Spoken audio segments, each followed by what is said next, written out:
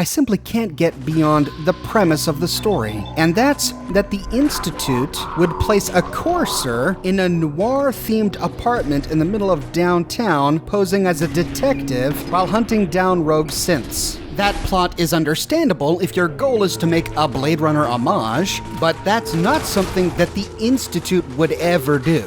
The first problem is that there is no precedent to this. There are no other coursers in the game that are undercover. The very nature of a courser is that he's an infiltrator. He's a soldier, an assassin, not a detective.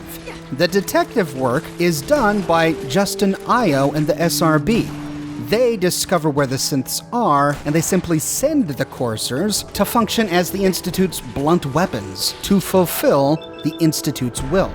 The coursers themselves aren't independent detectives. The closest precedent to having a story like this is really with Kellogg. In the primary plot, Kellogg is sent to pretend to be a resident of Diamond City for a while, but this was for one of Father's very unique reasons, and it was outside the Institute's normal business. It also had to be Kellogg so that the sole survivor would connect the man in Diamond City with a boy to the man who invaded Vault 111 and killed his or her spouse. That said, Kellogg is not a courser. Additionally, this mod breaks the naming convention of all known synths. Every single synth we know in the game has a 4-digit name. Letter, number, dash, and then 2 numbers. B263 here breaks that naming convention with 3 numbers at the end. Second, even if we embrace this premise, I don't think a courser would ever need a noir-themed apartment at all for any reason. Because they can teleport. This apartment, in theory, is supposed to be a safe place for the courser to lay low while he's doing his investigations or he's between missions. But why can't he do all of that at the Institute? I mean, it's not like he's got to travel for 6 days to get from Diamond City to the Institute. If he did, then it would make sense for him to have a safe house somewhere above ground that still gave him convenient access to Diamond City. But that's not the case. He works for the Institute, which has developed teleportation. He can be anywhere in the Commonwealth at any time in the blink of an eye. Having an above-ground apartment headquarters with terminals connected to the Institute only puts the Institute at greater risk of having an information leak. It's completely unnecessary. The only agent the Institute has placed in an area of extended operation was Kellogg in Diamond City.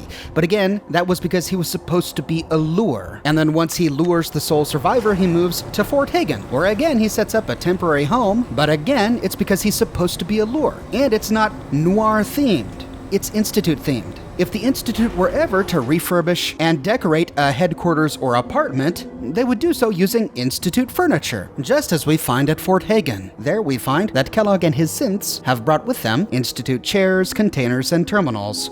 One could say that they needed the film noir furniture as part of putting the detective undercover, but the whole point of the apartment is to be separate from other people. The courser isn't bringing anyone home. That's his place of refuge. It's where he goes to be alone, which is why he places all of his incredibly sensitive Institute information on the unlocked terminals in that home.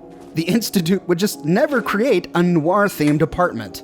The only synths the Institute has living above ground are synths that are undercover, living the lives of real people they killed to impersonate. These are synths who have assumed the identities of people that previously existed. They're actors pretending to be someone else. They're in constant contact with other people, and that demands that they have a physical presence near to those people. But this courser's physical presence is isolated, far away from all other people. It's on a penthouse floor of Hub 360, which is completely inaccessible to raiders, scavengers, any other humans, because there are so many super mutants outside. He's gone out of his way to isolate his headquarters away from other people, naturally due to the sensitive nature of his true identity, but all that does is make the apartment redundant, because he already has the Institute, which he can access much easier than he can access his own apartment, because with the Institute he just zaps in. He doesn't have to fight through a bunch of super mutants.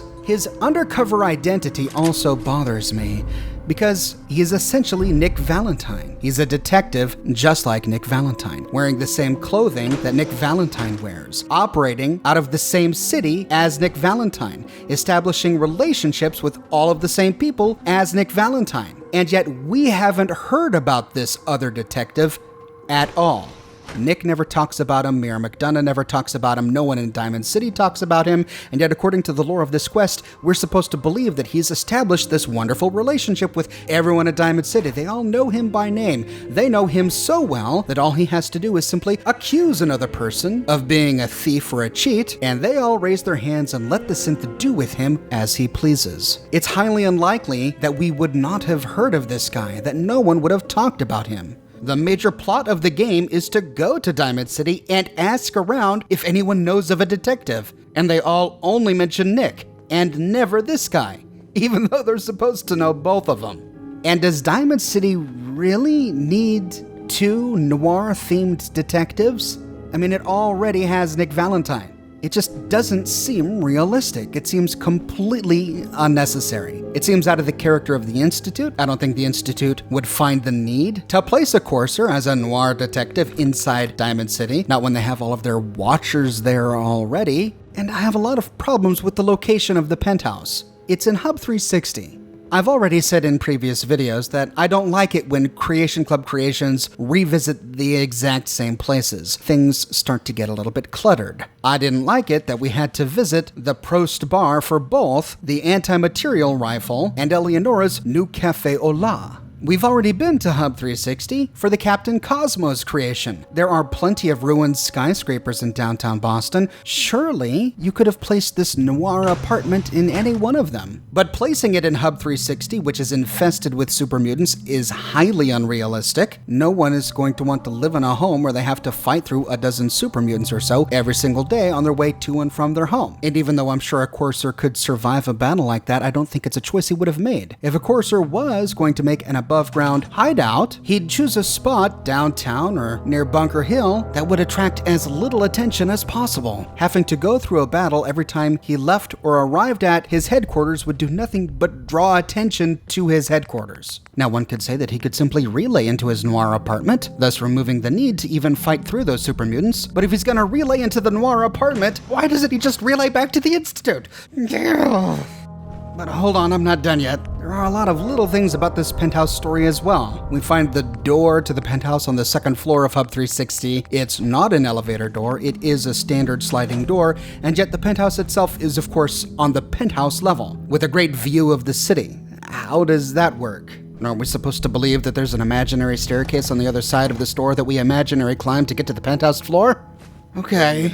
And the lore we find on the terminals says that the Penthouse has been compromised. It says it on a number of occasions, but we never learn how it's been compromised. Were there really cameras and listening devices inside the Penthouse? And who put them there? The railroad? This was never specified. And if so, once the Institute learned that the Noir apartment had been compromised, why would they not just move the Courser's safe house? Unless they've destroyed whomever it was who bugged the Penthouse. But in that case, it couldn't be the railroad, because this bugging happened before the sole survivor left Vault 111, and the railroad is still there. So if they weren't destroyed, then that must mean that the apartment is still compromised, because the people who bugged it still know where it is. Again, we come back to the fact that it would just be much more safer and smarter for the Courser to use the Institute as his headquarters, and not open himself and the Institute up to the possibility of being wiretapped by having an above-ground apartment. Then there's that bit in the terminal at University Point that talks about how the two synths meet every 9 days. The way that entry was written led us to believe that we could go back to Fairlane Hill Estates and wait 9 days to find both of the synths, so that we wouldn't have to kill every gunner at Hub City Auto Wreckers. Indeed, the entry said that this was the preferable method of going about it, but I waited there for 9 days in every way conceivable to see if I could get this to work, and they never showed up. I tried waiting 9 days immediately after discovering the body, and the 2 synths never showed up. I even went around to each house and shot at it to try and wake up anything inside, just in case they were hiding in one of these other houses, but they were never there, though this technique did work. I awakened some ghouls in a nearby house. I then tried going to the University Point terminal, reading the entry that talked about waiting the 9 days, and then going back to Fairlane Hills Estates and waiting the 9 days, and they still did not show up. And then I tried deleting the information on the terminal, and then going back to Fairlane Hill Estates and waiting the 9 days, and they still didn't show up. So I got really frustrated because I don't understand why you would even mention the 9 days to begin with if that wasn't a viable way of solving this quest. Why say in the terminal entry that it would probably be easier if you waited 9 days at Fairlane Hill Estates for them both to show up, rather than going to Hub City Auto Records and killing everyone? Why would you even say that if waiting those 9 days wasn't an option for the quest? Then there's the terminal at University Point, which doesn't make a lot of sense to me. University Point was a settlement, not an Institute stronghold. The only reason the synths are there is because the Institute came to University Point looking for fusion reactor technology. We find holotapes at University Point from Kellogg himself, giving the residents living there an ultimatum. The only reason we find synths there is because the synths had just recently killed everyone who had been living there. But that doesn't mean that University Point is now an Institute base or settlement. They're not arming or defending that place. They're not stocking weapons and ammunition. They're not sending out missions from that place. They're simply occupying it, but it wouldn't be a good place for them to install a terminal that's connected to the Institute. It makes about as much sense to have an Institute-linked terminal there as it does to have one at Makra Fish Packing, which is again occupied by the Institute. Again, I just don't think that's something the Institute would ever do. Having an above-ground terminal there is completely unnecessary. Why not just relay back to the Institute and put all of this information on a terminal in the Institute? You can teleport. And then we've got an issue with Fairlane Hill Estates as well. The terminal entries from this creation describe Fairlane Hill Estates as a previous rendezvous point for the railroad, but there's no evidence for that in the game. In fact, we know what this used to be because Preston tells us. The mystery behind Fairlane Hill Estates is not about what it used to be. We know what it used to be. It used to be a human settlement. The mystery behind Fairlane Hill Estates is what happened to the people who were living there. We're supposed to believe that this was a railroad rendezvous point that 2 synths remember before their memories were wiped. If true, then the railroad must have used it much in the same way that they used the church outside Ticonderoga to transfer an escaped synth from Old Man Stockton to a ferryman who will bring the synth to a synth safe house in preparation for having his memory wiped. But Fairlane Hill Estates would be a horrible choice as a railroad rendezvous point because it was inhabited by settlers. The entire point of the rendezvous point is to find a place where no one will see them. A bunch of settlers watching them hand off synths could blab this information directly to the Institute. Now, one could say that this rendezvous happened after the devastation of Fairlane Hill Estates, whatever that devastation was, in which case no one would be here to observe the handoff. But that can't be, because the courser's logs are dated, and the dates are the days leading up to the emergence of the sole survivor in October of 2287. And every companion we bring to Fairlane Hill Estates, including Deacon, a railroad agent, expressed their shock at the place being vacant because they knew that it was recently occupied. If Deacon already knew that Fairlane Hills Estates was vacant because he and the railroad had up until recently been using it as a rendezvous point to trade synths, he wouldn't express unease and surprise here. There are a few holes in the story of the escaped synths as well. The courser tells us that Burner became the raider boss at Backstreet Apparel, but the gang at Backstreet Apparel already has a raider boss named Clutch. And when we find Burner, he's not inside sucking down chems and protecting a safe like all other raider bosses. He's just sort of hanging out the back door, like a peon, not a raider boss. And the next problem comes with the mind wipe itself.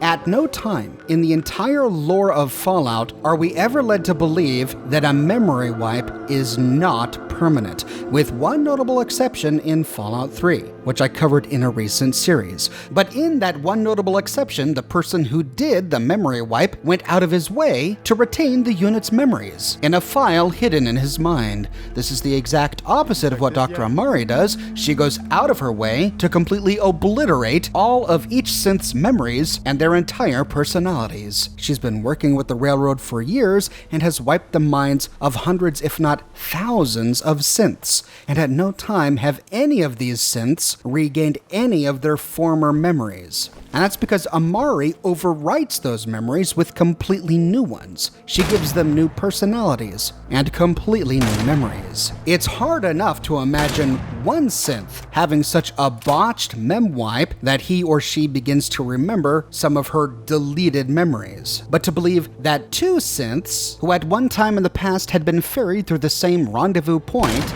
both had botched mem wipes, causing their memories to return, just goes beyond belief. And it also rewrites our very understanding of how Dr. Amari's mem wipe works at the Memory Den.